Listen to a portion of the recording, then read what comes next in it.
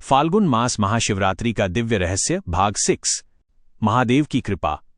भक्तों, ओ नमः शिवाय।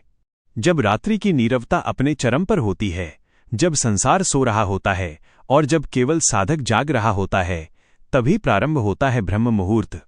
यह केवल समय नहीं है, ये आत्मा के जागरण का द्वार है।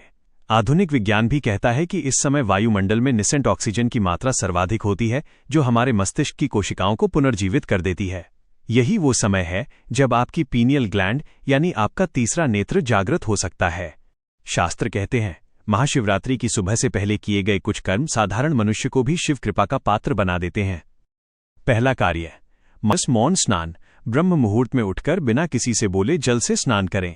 स्नान करते समय मन ही मन बोलें, ओ नमः शिवाय। भक्तों, यह स्नान केवल शरीर का नहीं, यह आपके पिछले जन्मों के कर्मों की शुद्धि है। दूसरा कार्य, और जल अर्पण। घर के मंदिर में एक दीपक जलाइए और शिवलिंग के सामने शुद्ध जल अर्पित करें। 3 बार कहें, हे महादेव, मुझे अपना बना लीजिए। यही वो क्षण होता है जब कई भक्तों की आंखों से अश्रु स्वतः बहने लगते हैं, क्योंकि संसार योग्यता देखता है, लेकिन महादेव केवल आपकी व्याकुलता देखते हैं। तीसरा, शिव मंत्र जाप। कम से कम 108 बार ओ नमः शिवाय का जाप करें। यह जाप आपके भाग्य की दिशा बदल सकता है। शिव जी का प्रिय भोग और भस्म का महारहस्य।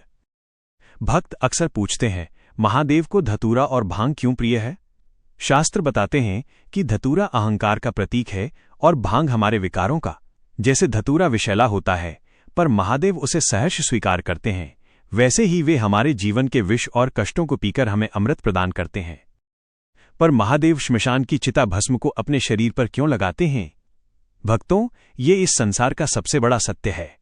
महादेव हमें सिखाते हैं कि जिस शरीर पर हम इतना गर्व करते हैं, अंत में उसे राख ही होना है। जब आप महादेव के सामने खड़े होते हैं, तो याद रखिए आप उस शून्य के सामने खड़े हैं जिससे पूरा ब्रह्मांड निकला है। जब आप खुद को शून्य बना लेते हैं, तभी शिव आप में अपनी पूर्णता भरते हैं। साक्षात्कार के संकेत। यदि महादेव आपकी साधना स्वीकार कर लेते हैं, तो जीवन में ये 5 दिव्य अनुभव होने लगते हैं। 1. बार बार शिव नाम सुनाई देना, जैसे हवाएं भी उनका नाम गुनगुना रही हों। 2. स्वप्न दर्शन। सपने में उजला प्रकाश, कैलाश पर्वत या दिव्य सर्प का दिखना। 3. प्रतीक चिन्ह। अचानक चलते फिरते रुद्राक्ष, त्रिशूल या नंदी का सामने आ जाना। 4. वैराग्य के आंसू। बिना किसी दुख के, केवल उनके प्रेम में आंखों का भराना। 5. संसार से विरक्ति। मन का बाहरी शोर से हटकर भीतर की शांति में लीन होना। शिव प्रेमी। महादेव कभी सीधे नहीं आते, वे पहले भीतर से जगाते हैं, और जब आत्मा जाग जाती है, तब समझिए शिव मिल चुके हैं। भक्तों, ये केवल कथा नहीं, ये अनुभव का मार्ग है। इस महाशिवरात्रि अपने भीतर के अंधकार को त्याग दीजिए। महादेव प्रकाश बनकर स्वयं उतर आएंगे।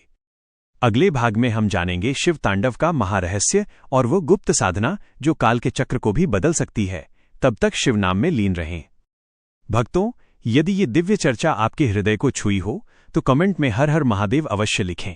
वीडियो को लाइक करें, चैनल महादेव की कृपा को सब्सक्राइब करें और इस ज्ञान को अन्य भक्तों तक पहुंचाएं।